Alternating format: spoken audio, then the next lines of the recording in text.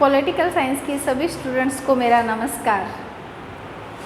Students, हमारा topic चल रहा था political system theory David Easton की। तो डेविड ईस्टन की पॉलिटिकल सिस्टम थ्योरी में कुछ तथ्य हैं जो हमें याद करने, अभी समझने का कम है। तो उसमें पहली बात तो ये है कि डेविड ईस्टन का जो सिद्धांत है, सिस्टम थ्योरी है, सिस्टम व्यवस्था सिद्धांत है, उसके कई नाम हैं। इनपुट आउटपुट मॉडल, आगत निर्गत मॉडल, और इसको फ्लो मॉडल भी कहते हैं, ब्लैक बॉक्स मॉडल भी कहते हैं। तो इसके कई नाम है, वो हम जान लेंगे कि किस कारण से ये नाम हुआ है। अभी हमें ये देखना है कि इसने बुक कौन कौन सी लिखी थी। जैसे पहले हमने डिस्कस कर लिया था कि 1953 में डेविड ईस्टन ने लिखी थी द पॉलिटिकल सिस्टम 1953 में लिखा था। इसमें इन्होंने व्यवस्था सिद्धांत के बारे में बताया था। उसके बाद में देखिए, जो पॉलिटिकल सिस्टम की संकल्पना है वो उन्होंने दी थी। एक पुस्तक है इनकी, a framework for political analysis, A framework for political analysis. इसमें इन्होंने केवल एक संकल्पना दी थी।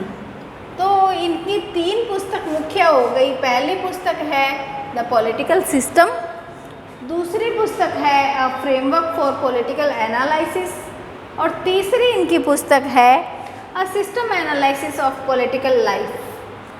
तो ये जो 1965 में लिखी थी 2 पुस्तक, एक पुस्तक इन्होंने लिखी थी द पॉलिटिकल सिस्टम 1953 में। तो जो ये चित्र देख रहे हो तुम, ये चित्र है the system analysis of political life में। इन्होंने बताया, डेविड ईस्टन ने बताया कि हमारे चारों तरफ पर्यावरण होता है। हमारे चारों तरफ क्या है? राजनीतिक व्यवस्था के चारों तरफ, राजनीतिक व्यवस्था के चारों तरफ पर्यावरण है। तो ये जो पर्यावरण है, यहाँ पे देखिए, ये पर्यावरण के अंदर ये सारी की सारी व्यवस्था चल रही है। राजनीतिक व्यवस्था पर्यावरण के अंदर चल रही है। होता क्या है? 2 चीज़ है, एक इनपुट, एक आउटपुट। तो इनपुट जो है वो कच्चा माल है, और कच्चे माल के बाद में प्रोसीजर होता है, प्रोसीजर के बाद में आउटपुट पका माल आता है, पका हुआ माल आता है, या पकी हुई सामग्री आती है। तो यहाँ हम देखेंगे इनपुट क्या है। देखिए, सबसे पहले तो ये जो डायग्राम है इसे तुम्हें बना लेना है। ये डायग्राम तुम देखो और अपनी कॉपी में बनाओ फिर, क्योंकि ये थोड़ा सा ख़राब हो जाएगा। मैं इसमें तुम्हें समझाऊंगी, अभी तुम एक बार देख लो। सबसे पहले क्या है? सबसे पहले इनपुट है। इनपुट के 2 प्रकार से है। इनपुट 2 प्रकार से होता है, एक मांग, एक समर्थन। ठीक है, एक मांग, एक समर्थन। समर्थन और मांग के जरिए इनपुट होता है। इनपुट आने के बाद में प्रोसीजर होता है। इनपुट के आने के बाद में प्रोसीजर होता है। प्रोसीजर यानी कि कौन कर रहा है? प्रोसेस कौन कर रहा है? तो वो सरकार कर रही है, सरकार कर रही है। और फिर क्या है? आउटपुट आता है। ठीक है, ये राजनीतिक व्यवस्था ऐसे चलती है, इनपुट आउटपुट। ठीक है, इनपुट और आउटपुट के बीच में क्या है?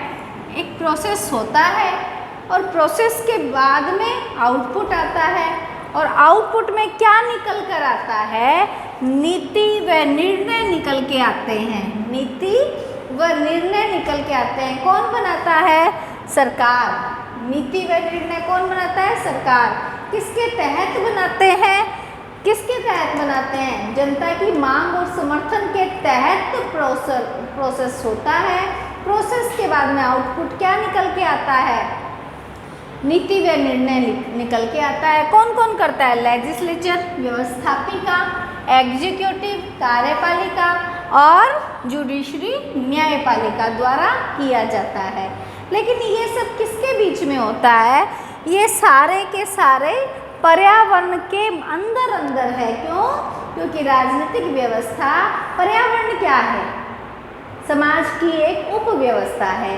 समाज की एक उपव्यवस्था है। तो पर्यावरण समाज की एक उपव्यवस्था है ना। तो समाज क्या है? पर्यावरण है। समाज पर्यावरण है। तो यहाँ पे पर्यावरण क्या है? समाज। ये सब काम कहाँ हो रहा है? समाज में हो रहा है। ठीक है, होगा कि आप सबसे पहले क्या होगा? इनपुट। इनपुट में क्या है? मांग और समर्थन। मांग और समर्थन। मांग और समर्थन के बाद में क्या होता है? जो मांग की जाती है, मांग ये क्या है? इनपुट। इनपुट कच्चा माल है। कच्चे माल के द्वारा निकलता क्या है? पक्का माल निकलता है। क्या निकलता है? पक्का माल, यानी कि प्रोसेस होने के बाद जो निकलता है वो नीति या निर्णय है। ठीक है, जैसे कि कंप्यूटर है, एक कंप्यूटर है। कंप्यूटर में क्या होता है? सबसे पहले इनपुट। इनपुट के बाद में 3 + 2, फिर क्या निकल के आता है? 5। तो ये क्या है? आउटपुट है। तो इसी तरीके से व्यवस्था है कंप्यूटर, ऐसे ही ये भी एक व्यवस्था है। जनता द्वारा मांग और समर्थन दिया जाता है, उसके बाद सरकार द्वारा प्रोसेस होती है और विधायिका क्या करती है? नीति और निर्णय बनाती है। फिर यहाँ पे एक और महत्वपूर्ण चीज़ है कि फीडबैक आता है। जो भी नीति और निर्णय बनता है उसका फीडबैक बहुत ज़रूरी है। तो यहाँ पे एनवायरनमेंट द्वारा फीडबैक आता है। फीडबैक कई ऐसा फीडबैक आता है, नेगेटिव हो सकता है, फीडबैक पॉजिटिव हो सकता है। तो नेगेटिव या पॉजिटिव फीडबैक वापस किसके सामने जाता है? सरकार के सामने जाता है। सरकार फिर इनपुट से प्रोसेस करती है और ये जो फ्लो है, ये फ्लो चलता चला जाता है। इसीलिए इसको फ्लो मॉडल भी कहा जाता है। तो ये डेविड स्टन का आगत निर्गत मॉडल इसीलिए कहा जाता है। लेकिन देखिए, डेविड स्टन ने अभी से ख़त्म नहीं किया कि व्यवस्था ऐसे चलती है।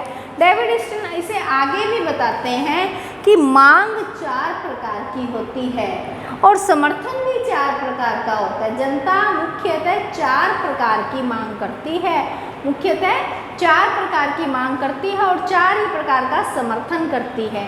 तो वो हम अभी करेंगे थोड़े अगली वीडियो में।